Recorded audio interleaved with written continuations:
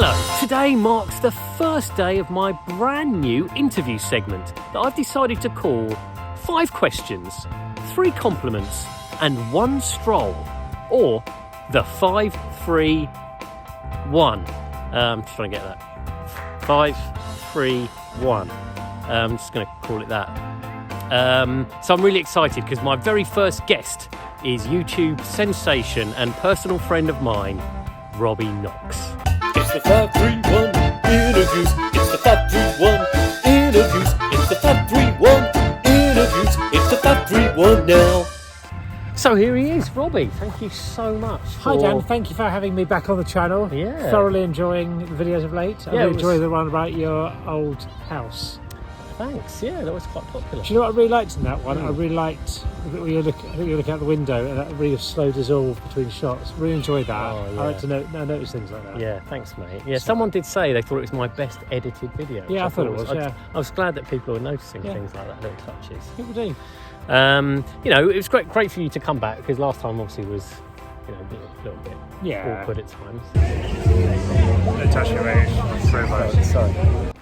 I'm resigned to it now. Yeah. It's just something I've got to do in it. Yeah. And all that. And also, I find that people in the comments, I saw some bloke in the comments with a tweet say that I genuinely thought that Robbie was just like an arse. It just says a lot to your acting skills, I think. Yeah, in a way it says a lot to my acting and very little for my personality. That he goes, I presume Robbie would. Yeah, that's exactly what you're like. Yeah. Good. Oh, well, I just wanted to explain the concept of the 5-3-1. Sort of get it. Yeah, 5 questions. The truth is, I'm probably going to ask you more than 5, but depending on your answers, I'm going to edit some out. Yeah. Okay. So, but there will only be 3 compliments. So don't expect me to deliver 6 or 7 compliments. Okay. And what was the one again? The stroll. The stroll. Oh, we're on that now. So that's sort of done. Tick. Hey, just hit my 10,000 steps. Excellent. And you're going to go well beyond that because this could take hours. Right. Robbie. Dan. You have 3 beautiful children. Am I allowed to name them? Are you happy for them to be named? I've already named them all. But, you have, yeah. So I can't rename them. You can't rename them. You can mention their existing names, but you can't rename my children. Okay, Kitty, Otto, and Arlo, of course. Lovely, 3 lovely children. But if your wife was to get knocked up again, either by you or by somebody else, or if you were to knock up someone else. But what I'm saying is, if you had another child, in however that would happen, and it was a girl, what would you name her? Oh, see, I had a boy's name. I've got a spare boy. I really wanted to call. In fact, I wanted to call Arlo Horace because I really like the name Horace. That's a great name from the game Horace Goes Skiing as a child. Yeah. Girl name, I'm not sure. I don't know if I've got one. Didn't really have a backup girl name. Oh God. Can I pass? Pass, you can pass. Yeah. You gave us a boy's name, that was a good one. Yeah, okay, boy's name. Yeah, girls threw me there. Right, Robbie, I'd like to give you a compliment now. Oh, good. I didn't know. I thought they were all coming at the end. I didn't know. No. I'm gonna drip them through. That's good. My first. You should save the last compliment till the end though, because otherwise I might go if I've had my compliment before the questions. So your first compliment is it's about your hair on your head generally. So both the hair here and your facial hair. Right. So yeah. What I like about your hair is that you're constantly innovating and experimenting and changing and updating, taking risks, both with this hair and with your facial hair. I really like the fact you do that. This is coming from a man. I've had the same hairstyle since I was born, and I really admire the way you. Thank you. I like that. I think I don't deserve to go bald.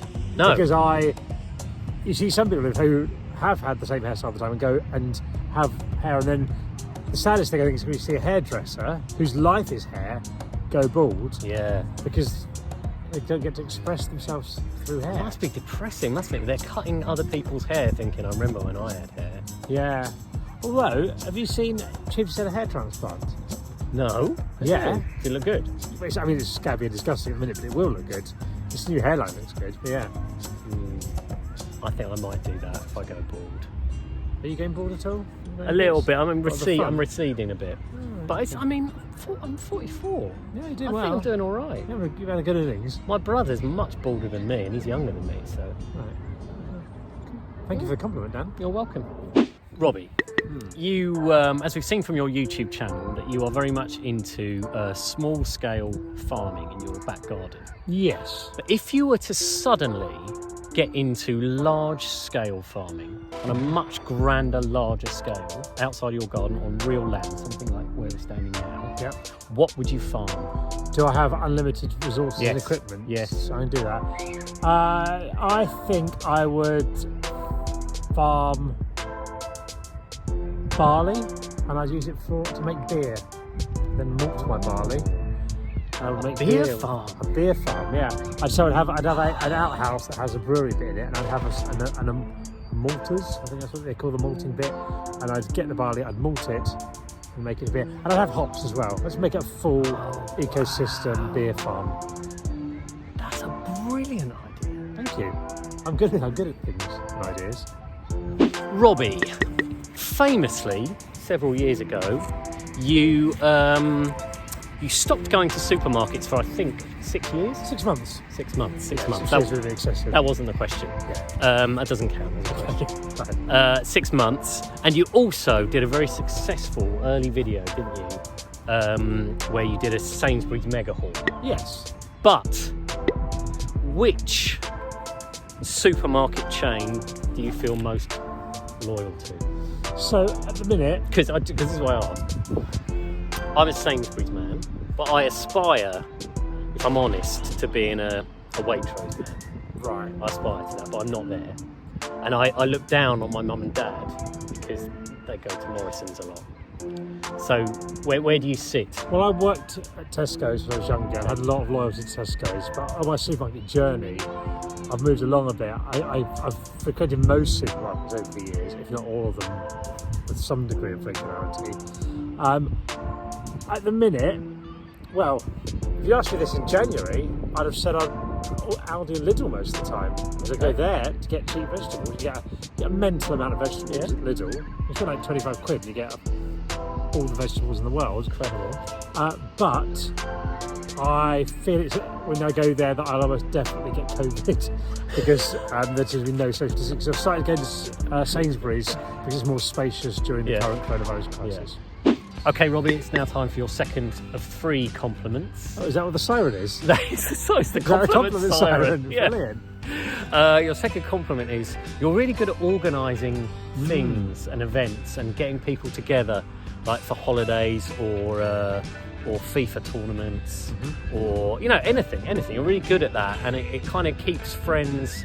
You don't need Facebook when you're around because you act as a sort of glue between friends. Yeah. So it's really good that, and I think that's a great thing about you. That's very kind, Dan. Thank you very much for that nice compliment.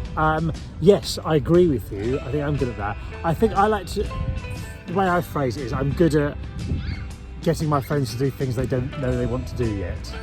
Yeah, and I don't know why more people don't do the organising, because it's good because you kind of get to do what you want and make everyone else do it as well. Not make everyone, but you sort of get to dictate things because everyone else can't be asked to do it.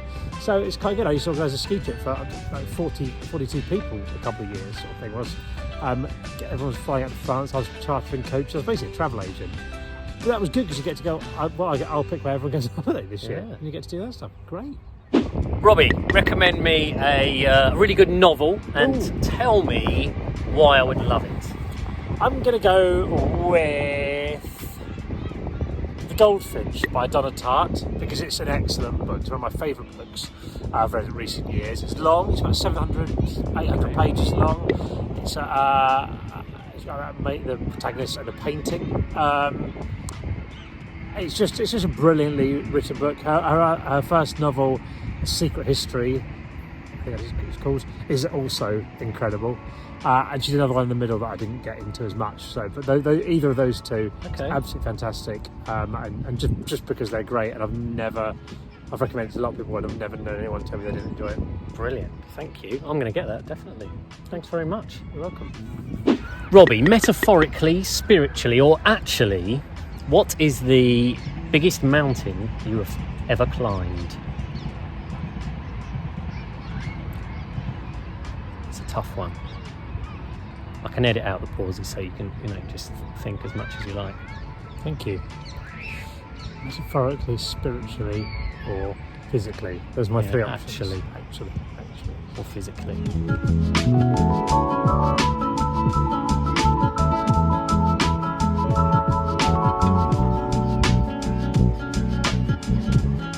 I tell you what, you could go for another part of the stroll, sort of stroll over there without me and come back. So I'm going to walk help you. round that tree and back. Okay. And then when I come back, I'll give you my answer. Okay, brilliant.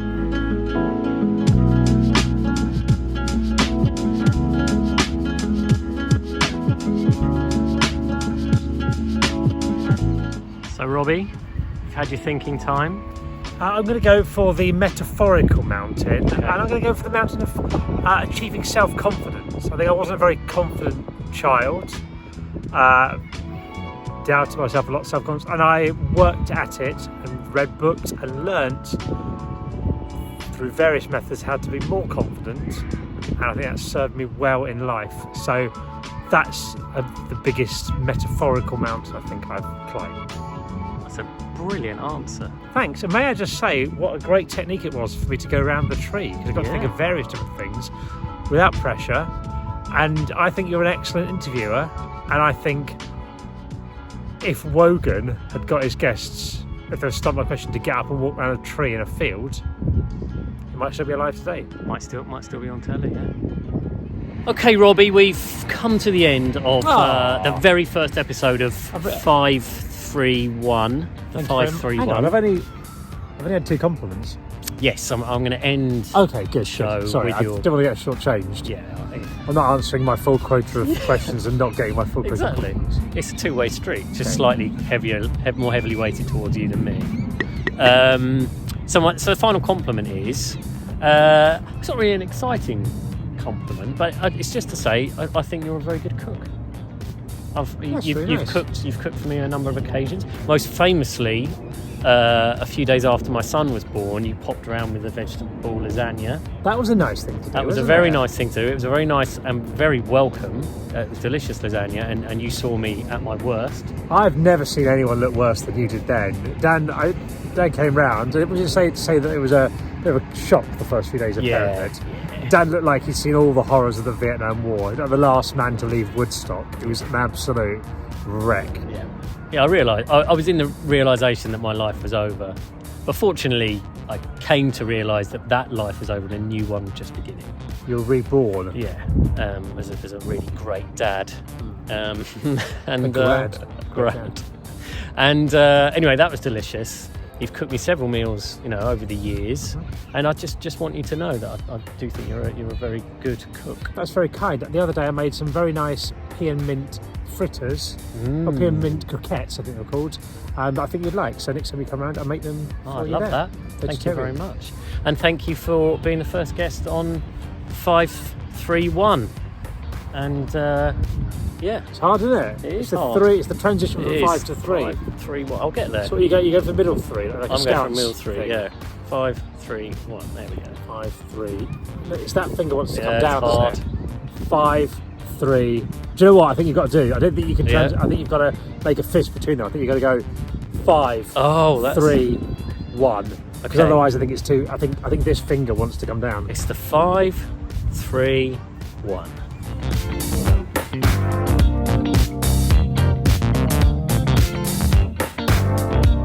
Robbie, Sausage giants.